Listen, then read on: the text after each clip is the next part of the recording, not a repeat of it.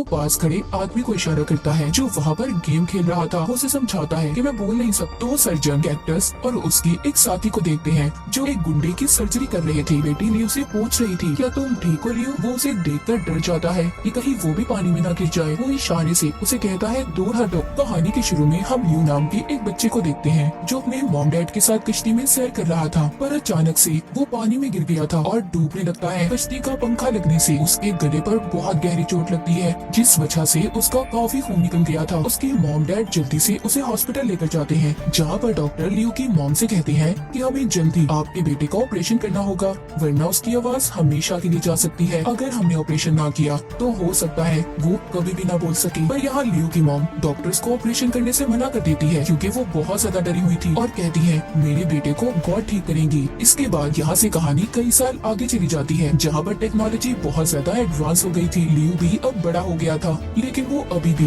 बोल नहीं सकता था। शाम को लियो अपनी दोस्त से मिलने जाता है जिसका नाम नाजरा था। वो उसके लिए एक तोहफा लाई थी। जो वो उसे खोलता है तो उसमें मोबाइल फोन था। वो कहती है ये तोहफा इसलिए है ताकि हम दोनों मैसेज पर एक दूसरे से बात कर सके क्योंकि लियो बोल तो नहीं सकता था। इतनी टेक्नोलॉजी के दौर में भी लियो इन चीजों से बहुत दूर था। उसको मोबाइल फोन भी सही तरह से चलाना नहीं आता था। उसकी दोस्त नाजरा उसको फोन भी चलाना सिखाती है। ये दोनों एक क्लब में जाते हैं। दोनों यहीं पर नौकरी किया करते थे। लियो यहाँ पर बारटेंडर था तो वहीं पर नाजरा वेट्रेस की जॉब करती थी। वहीं पर दो आदमी नाजरा को छेड़ने लगते हैं। वो गलत तरीके से उससे बात कर रहे थे। ये बात वहाँ पर खड़ा नाजरा का एक दोस्त भी देख रहा था। वो उसे बाहर लेकर चला जाता है और पूछता है क्या तुमने पैसों का इंतजाम किया? वो कहती है नहीं अभी तक तो नहीं और ना ही लियो को मैंने अपनी पुरानी जिंदगी के बारे में बताया है। ये सब बातें करके वो दोनों दोबारा से क्लब में जाते हैं और नाजरा अपना काम फिर से शुरू कर देती है। लेकिन फिर से वही दो आदमी आकर दोबारा से उसके साथ बदतमीजी करने लगते हैं। इस बार उन दोनों को लियो ने देख लिया था। वो उनमें से एक आदमी को बाथरूम में ले जाकर मारने लगता है। नाजरा लियो को समझाती है तुम्हारे गुस्से की वजह से हमारी जॉब जा सकती है। इसके बाद बार के गार्ड्स ने भी उन दो आदमियों को निकाल दिया था। अब तभी नाजरा को एक आदमी की कॉल आती है जो उसको एक जगह का एड्रेस बता रहा था जो वो उसको अपने हाथ पर लिखने लगी थी। पर तभी लियो उसे अपनी छोटी सी डायरी देता है। नाजरा उसी पर उस जगह का पता लिखती है। लियो अपने घर जब रात को सो रहा था तो उसे बाहर से किसी के रोने की आवाज आती है। जब ये जाकर देखता है तो बाहर नाजरा थी जो जमीन पर बैठी रो रही थी। वो कहती है लियो मैंने तुम्हें कुछ बताना है जो बहुत जरूरी है। तभी लियो अपनी छोटी सी डायरी में उसे लिखकर बताता है कि तुमसे ज्यादा मेरी जिंदगी में जरूरी कुछ भी नहीं। वो कहती है लियो तुम मेरे बारे में कुछ भी नहीं जानते और ये कहकर वहाँ से जाने लगी थी। दूसरी तरफ दो सर्जन कैक्टस और उसकी एक साथी को देखते हैं जो वहाँ पर एक गुंडे की सर्जरी कर रहे थे जिसको 5 गोलियां लगी थी।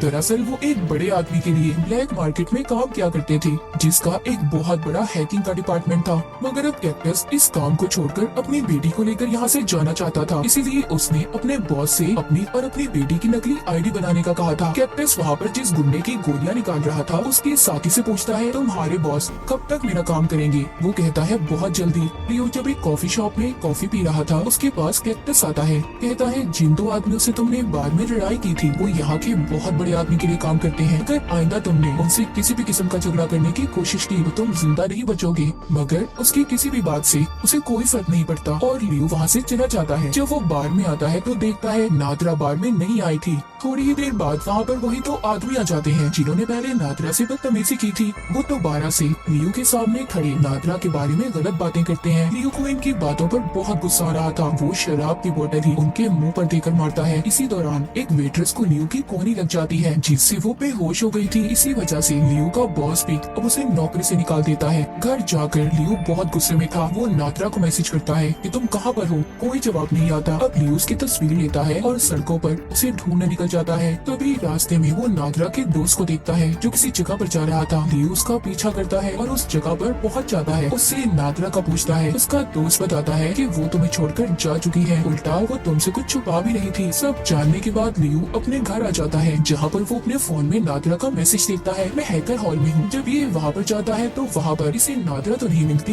पर वहाँ वो ही दो आदमी थे जिन्होंने नाजरा के साथ बदतमीजी की थी। वो यहाँ पर काम क्या करते थे। उन दो आदमियों के पास आता है और नाजरा के बारे में पूछता है। वो इस पर गुस्सा करते हैं और कहते हैं तुम यहाँ पर क्यों आए हो? चले जाओ यहाँ से, हम नहीं जानते वो कहाँ पर है। तभी लियो को अपनी डायरी याद आती है जिसमें नाजरा ने एक आदमी का पता लिखा था। अब ये जल्दी से अपनी डायरी पर उस पते को पढ़ता है जिससे उसे उस एड्रेस का पता चल जाता है। ये जल्दी से वहाँ पर पहुँचता है। जब ये जाकर दरवाजे की बेल बजाता है तो एक आदमी दरवाजा खोलता है जिसका हुलिया थोड़ा अजीब था। लियो जाते ही उसके घर में बहुत सारी लड़कियों की तस्वीरों को देखता है जो दीवार पर लगी हुई थी। वो आदमी कहता है ये सभी वो लड़कियां हैं जो मेरे साथ अब तक रह चुकी हैं। तभी लियो एक तस्वीर देखता है जिस पर नादरा लिखा हुआ था। वो आदमी कहता है ओ अच्छा ये लड़की, इसके साथ भी मैं रहा हूँ। वो आदमी ये समझ रहा था कि इसके पास लियो पैसे लेने आया है और इसको उसी आदमी ने भेजा है जो इसके पास लड़कियां भेजा करता था। इस आदमी की बात पर बहुत गुस्सा आता है जब ये नादरा के बारे में ऐसी बातें कर रहा था, इसलिए ये वही पैसे इसके मुंह में डालकर इसे बहुत मारता है।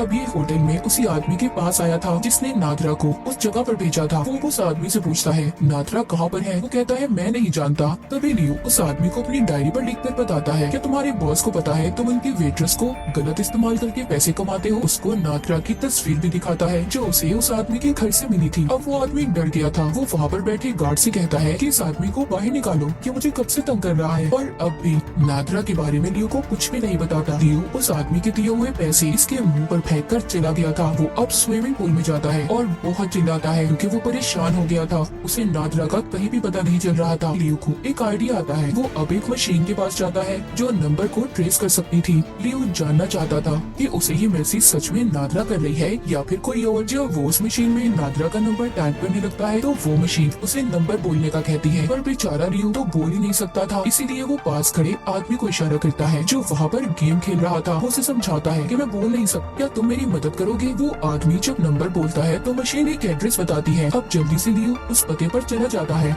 जहाँ पर उसे एक लड़की मिलती है। वो उसे अपने साथ अंदर ले गई थी और जाकर अपनी विग उतारती है। तो यहाँ पर लियो को पता चलता है कि ये तो नादरा का दोस्त था और वो तस्वीर भी जिस पर नादरा लिखा हुआ था वो भी इसी की थी। नादरा का दोस्त अब उसको बताता है कि उसे पैसों की जरूरत थी और इसीलिए मैं और वो ये काम करते थे। इतना कहकर नादरा का दोस्त लियो को बिजली से करंट लगाकर वहाँ से चला जाता है। लियो वहाँ पर बेहोश हो जाता है। उधर कैक्टस का बॉस उसके पास एक आदमी लाया था जिसे उसने बहुत मारा था। कहता है मुझे लगता है ये हमारे से कोई बात छुपा रहा है और तुम्हें जल्दी इस बात के बारे में पता करना होगा क्योंकि ये वही आदमी था जिससे लियो कुछ वक्त पहले होटल में मिला था। अब जाते हुए कैक्टस का बॉस कहता है तुम मेरा काम करो, मैं तुम्हारा काम करूंगा, तुम्हारी नकली कागजात कल तक बन जाएंगे। और यहाँ पर हमें पता चलता है कैक्टस सर्जन होने के साथ साथ बहुत ही खतरनाक गुंडा भी था। वो अपने बॉस के जाते ही उस आदमी को टॉर्चर करने लगता है, उसे बहुत मारता है। उधर दूसरी तरफ लियो को नादरा की मॉम का पता एक किताब से मिल गया था जिस पर नंबरों के साथ साथ एड्रेस भी लिखे हुए थे। ये उनके घर जाता है जहाँ पर नादरा की मॉम को उसकी और अपनी वीडियो दिखाता है। वो उस वीडियो को देखकर बहुत ज्यादा दुखी हो गई थी। कहती है मेरी बेटी नादरा ने तुम्हारे बारे में मुझे बताया था। यहाँ पर नादरा की मॉम लियो को एक बात बताती है कि नादरा शादीशुदा थी और उसकी बेटी भी थी। उसका हस्बैंड कैक्टस है। कैक्टस बुरे कामों में पड़ चुका था, इसीलिए वो नादरा को बहुत मारता था और वो अपनी बेटी को लेकर ये शहर छोड़कर किसी दूसरे शहर जाना चाहती थी जहाँ पर जाकर वो सुकून से रह सके, इसीलिए वो पैसे कमा रही थी।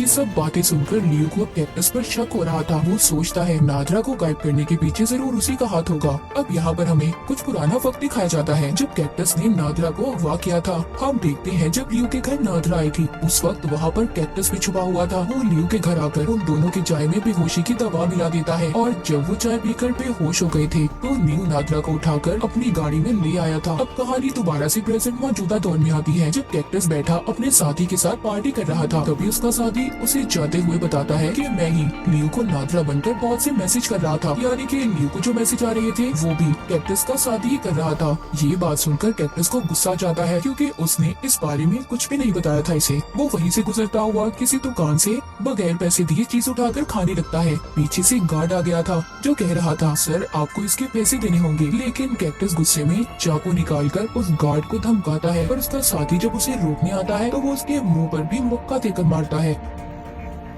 उधर लियो जब अपने घर में था वो नादरा के नंबर पर मैसेज करके पूछता है कि कैक्टस मुझे कहाँ पर मिलेगा। उसका जवाब आता है वहीं पर जहाँ तुम पहले काम करते थे, मतलब बार में। लियो के मैसेजेस का जवाब कैक्टस का साथी ही दे रहा था। ये बहुत बड़ा लकड़ी का डंडा लेकर बाहर में जाता है जहाँ पर ये पहले बाहर खड़े गार्ड्स को मारता है, फिर अंदर जाकर सभी लोगों को और आखिर में बॉस के सिर में एक पुतला उठाकर जोर से मारता है जिससे वो घायल हो गया था। लियो यहाँ से कैक्टस के सारी आईडीज और पेपर्स लेकर चला गया था। उधर दूसरी तरफ कैक्टस भी अपनी बेटी को लेकर बार में आ रहा था क्योंकि उसने अपने नकली पेपर्स लेने थे। जब वो वहाँ पर आकर देखता है तो परेशान हो जाता है क्योंकि सारे लोग जख्मी थे। जब ये अपने बॉस के पास जाता है तो वो जख्मी हालत में बताता है यहाँ पर लियो आया था, उसने ही सभी का ये हाल किया है। अब ये जल्दी से अपने घर की तरफ जाता है क्योंकि वो जानता था कि उन पेपर से लियो को उसके घर का पता चल गया होगा। जाते हुए ये अपने साथी को भी कॉल कर देता है कि वो जल्दी से इसके घर पर पहुंचे। उधर दूसरी तरफ लियो कैक्टस के घर पहुंचकर बेसमेंट में जाता है जहाँ पर पहले वो उस आदमी को आजाद करता है जिसको कैक्टस ने अपने बॉस के कहने पर कैद किया हुआ था। इधर कैक्टस भी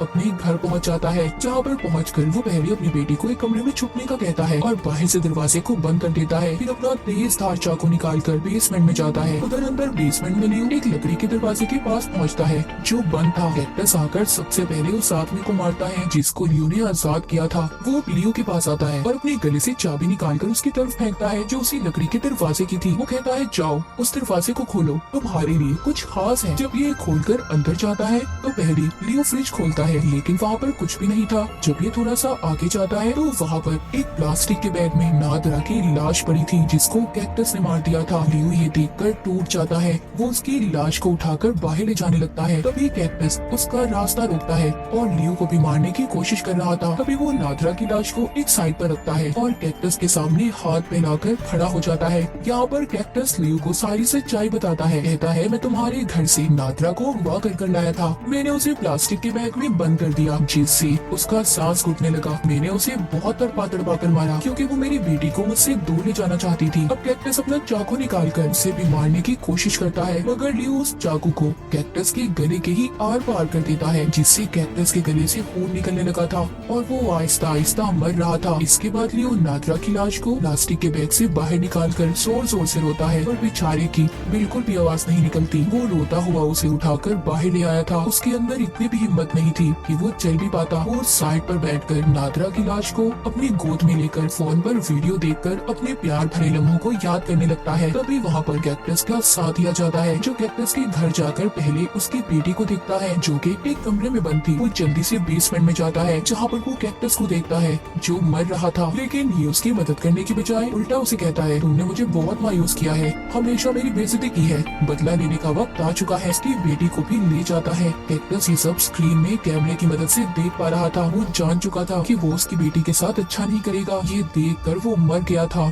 इसके बाद वो जाकर लियो को भी बेहोश कर देता है और उसे अपनी क्लिनिक में ले जाकर उसके गले का ऑपरेशन करता है। उसमें एक वॉइस बॉक्स डाल देता है। अगली सुबह वो लियो को गाड़ी में एक पुल पर ले जाता है जहाँ पर उसके साथ कैक्टस की बेटी भी थी। वो उसको गाड़ी से निकालकर पहले बेंच पर बिठाता है, फिर उस पुल पर लगा जंगला खोल देता है। वो उसकी आवाज में लियो से सॉरी सुनना चाहता था। वो बार बार लियो से कहता है सॉरी बोलो, तुमने मेरे दोस्त कैक्टस को मारा है। पर लियो यहाँ पर कैक्टस के साथी को कस के पकड़ लेता है और पानी में छलांग लगा देता है और उसे तब तक पकड़ कर रखता है जब तक वो मर नहीं जाता। फिर लियो पानी के ऊपर आता है जहाँ पर पुल पर बैठी कैक्टस की बेटी लियो से पूछ रही थी क्या तुम ठीक हो लियो। वो उसे देखकर डर जाता है कि कहीं वो भी पानी में ना गिर जाए। वो इशारे से उसे कहता है दूर हटो पर वो नहीं हटती। अब लियो जब जोर से चिल्लाता है कि दूर हटो तो लियो की पहली बार आवाज निकलती है। उसने भी पहली बार अपनी आवाज को सुना था। वो पुल के ऊपर आ गया था जहाँ पर कैक्टस की बेटी उससे कहती है तुम्हारी आवाज कितनी फनी है ना। दोनों हंसने लगते हैं। वो कहता है मैं तुम्हें तुम्हारी नानी के पास ले जाऊंगा जो तुमसे बहुत प्यार करती है। और इसी के साथ ये कहानी यहीं पर खत्म हो जाती है।